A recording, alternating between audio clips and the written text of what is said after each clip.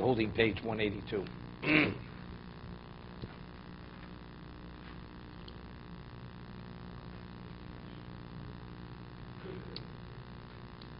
Do you need the fanus sukkah, the walls of the sukkah?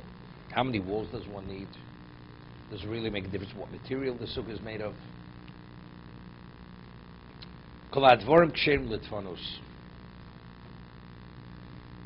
Every type of situation qualifies for the walls. Let's say you have a solid wall of trees where they don't sway in the wind. Because the Gemara in the Sukkah speaks about a case where if you have, let's say you have, and people, when they build a sukkah, they don't build it right. They have canvas walls. And there's a frame, metal frame, and it hangs from the frame, but they don't secure the bottom of the canvas to the bottom pole. It's not valid. Because if a mechitza sways in the wind, it's not a mechitza. It has to be secured. So the Gemara speaks about the different types of hedges. You have a type of tree where it sways in the wind, and sometimes the hedge is so thick, or the branch is so intertwined, it doesn't move. It's like a solid wall. So if it's a solid wall, and it doesn't sway in and out, it qualifies as the wall. But it's growing, it's attached, it's irrelevant. The law where it has to be detached is only schach. But the fanos, the walls, whatever they're made of, is valid. Called dvorm kshem litfanos vein tzorch lamidon derech yidlusam. Let's say you want like a log cabin. Normally, when you take the lulav, it has to be derech yidlusam. Let's say you take a lulav upside down. You have to take it in the way that it grows. That's the reason when we say the bracha on the esrog, the pitum is downward, and then when we wave it, we turn it upward. Because what way does it grow on the tree? Pitum upward, not downward. So we have it underneath, turned upside down, we invert it, so it's over lasiyosam. So we say the bracha before we fill the mitzvah. So if you take it with the pitum upward, so the moment you take all the four species in your hand, you fill the mitzvah. So it's not really the proper way to do it.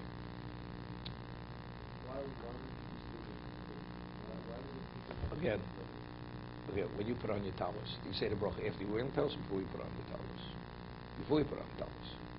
Why? Because you're supposed to, this bracha precedes the performance of the mitzvah. But let's say you take the four species, right, in your hands, and you're of the opinion mitzvahs ain't shrichas kavod, that you fulfill the mitzvah even though if you don't have specifically in mind to do the mitzvah.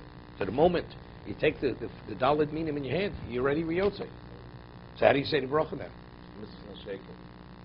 So good, b'di'evet, but that's b'di'evet. Rabbinically, the mitzvah is also to waive it. So therefore, that's why you still can say the bracha afterwards. But preferably, it's supposed to be before you fill the mitzvah d'oraisa. So if it's inverted, the pitum is downward, so you're taking it in a manner in which you're not using the mitzvah. Because you have to take every one of the species has to be taken in the way it grows on the tree or grows from the ground. So if let's say you put the hadas in upside down in the lulav, it's not valid. It has to, as the hadas grows upward, that's the way when you take it, it has to be derech yidulosam, as it grows. So you think maybe, let's say you have logs for the wall of the sukkah, and you lay them horizontally rather than vertically. Maybe you're not yotze, because the logs are not derech yidulosam, they're horizontal like a log cabin. It makes no difference. The walls, it's irrelevant. No, because you don't have to. You don't have to invert all of them as long as you're not yotze. Right? It's easy. Just turn it over, turn it right. Exactly.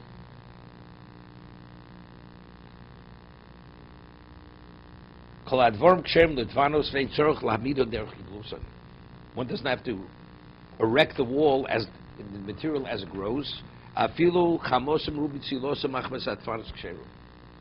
Even if you have, let's say, wide open gaps, and more sun shines through the walls than shade, it's irrelevant. The word schach sukkah is because of the roof covering. That's what shields, what shades, what covers. The walls are not, that's not their function. The function of a wall is not to provide shade. So even though you have gaps and the sun comes through the doors, you have more sun shining through the side, the openings. It's irrelevant. Similarly with the schach. This is rabbinically. The material used gives off a stench, and it causes the person that he has difficulty remaining in the sukkah. So you can discourage the person from leaving the sukkah, from remaining there. So you shouldn't be made of material that has a bad smell, and there's not going to be a sufficient shir mechitza. Right? The mechitza is what? It's 10 tefachim. Has to be 40 inches high. Has to be a certain length.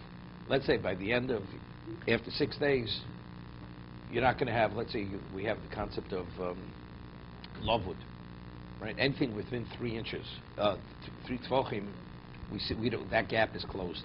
So let's say you have a wall made of leaves,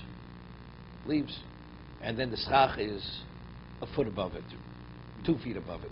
So what do we normally say? It's not a problem. We say gorasik. That if once you have a mechitza, we extend it upward as long as the schach is aligned with the top of the wall. Correct? Good means the wall is raised. We have like an imaginary wall extending from the wall that exists, then from the physical wall, right? But what's a mechitza? Mechitza is 10 tefachim, right? So if you have a wall of 10 tefachim, okay, so you extend it upward. What happens as a result of drying? You only have 9 tefachim, right? 6 days into Sukkot, you no longer have 10 tefachim because the leaves became brittle and they fell away. So once you have 9 tefachim, it's a problem. Because now you don't say gorasik, because asik's own concept if you have a mechitza. Well, let's say, and it's not, if it will be lovud, if it will be within 3 tefachim, it's irrelevant. Because you close the gap, it's as if that space is filled in. What? No, it's not possible. Because we rule that you don't need sukkah roy l'shiva. As long as, but this is good advice, because since ultimately you can end up sitting in the sukkah, that it's not going to be, you may sit there when it's not going to be a sukkah, it becomes a problem.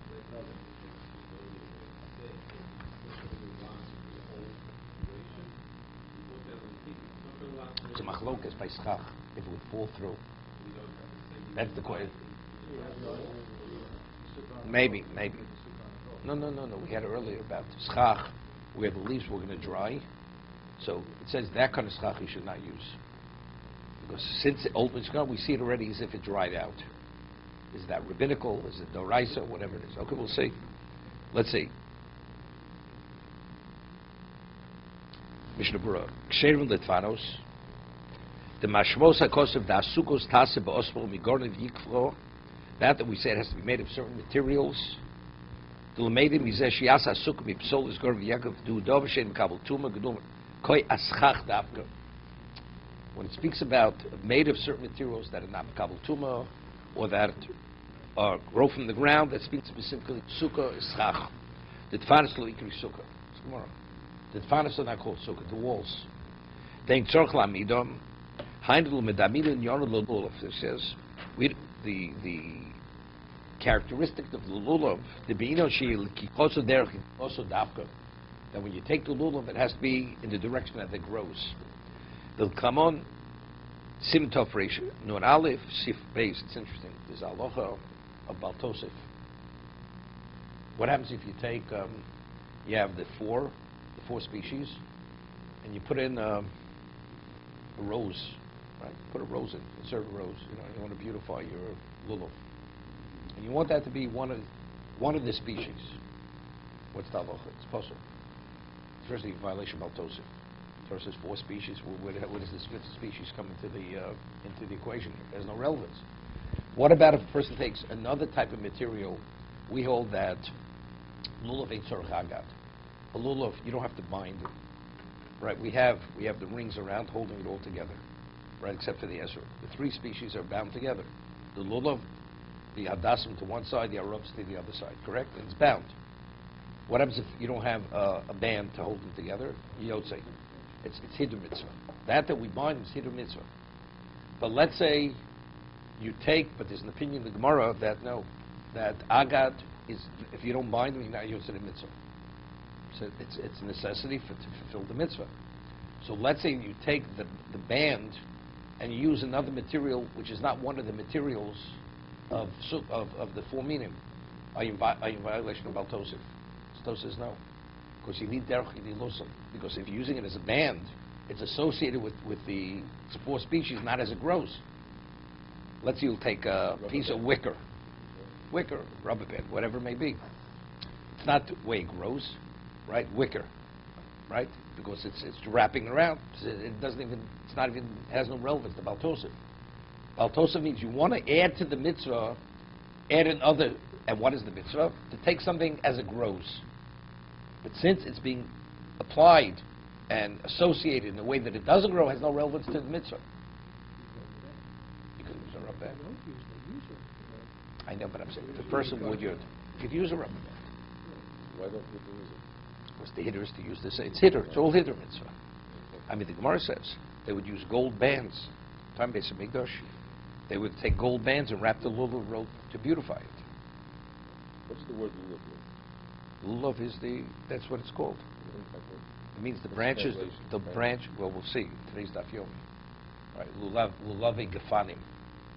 It means the leaves, like long leaves of a vine, of a palm tree. That's what lulav is. It really means the buddings, the livluv. No. It's fine. It's mitzvah binding. This goes together with the kokev shkorim and Hasidim don't. Of course they bind. Why should they bind them?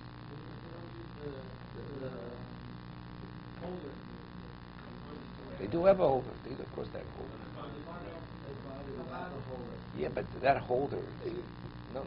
But it's bound. It has a band that goes around it. They don't use the thing that's woven, right? But today they have something very fancy they use, right? At one time you would buy what do we call it? I never heard the expression Chinese fingers. Okay, but those things would cost that woven palm leaf thing cost maximum 10 cents. Today, when you buy it, you pay $3 for that. There's a very exquisite special. Pay $10 for it. It's like a piece of work. It's artwork, literally. In the Hasidim, they all use that kind. Not just a band. That's what they use. Does it have some? You go look next time. What? Well, everyone's usable from year to year. People just happen to they burn it with the chametz. Right? That's what you use with the old lulav. Yeah. Same thing. Well, see, the way we do it, it's not a problem. Because even if you put it in that holder, it stays away. It's like wobbly. So what you usually do is you take a band and you put it around that holder. So therefore, you don't say in either case. You don't say in either case, because even if there's a question, is that called the binding it? Because you didn't bind it, right? It's a holder. So we're going to have later in the Mishna Berura, it is. It's considered. So some say maybe it's not. Okay, but we in any way, to hold it secure, we put a band around it. And it's not considered chatzitza because it's min b'mino. Because the material used for that holder is the palm leaf. No. The rubber band you put on the outside. No, there's no chatzitza because it's on the outside. It's on the outside. No, it's not a problem. Where you hold? I'm talking the chatzitzas. The species are not touching one another. The species are not touching one another. You're putting the rubber band on the outside, right? Yeah, there's a discussion we'll have later. If you're with tefillin cholamoid, so you hold the lulav with your tefillin. You have the straps around your fingers. So is that a chatzitza? Because part of your hand your finger is covered with the leather strap. But but I understand. But you're supposed to hold it with tefillin. You're supposed to hold it. Is it better to unwrap it or not? Or let's say a person wears a ring. They speak about it. You have a ring, right? Some people they put on film. They don't take off their watch, right? That's how we're not talking about they're wearing some kind of $10,000 watch. But still, they leave the watch on. They wrap the tefillin strap around the watch. It's a problem. It's not the right thing because it's a chatzitza.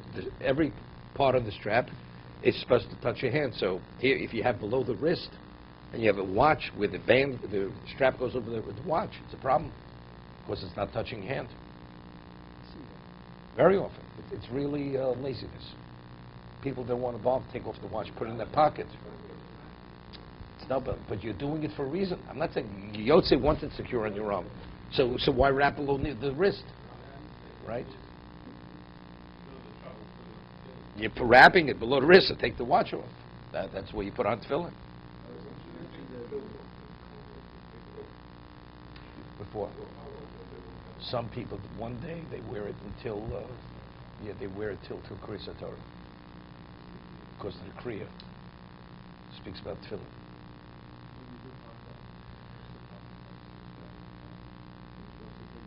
No, you don't have, no, it's just for comfort. No, because it's for comfort. It's just easy to grab it. That's the reason. That's the reason. You could take it with the tefillin. It's not a problem.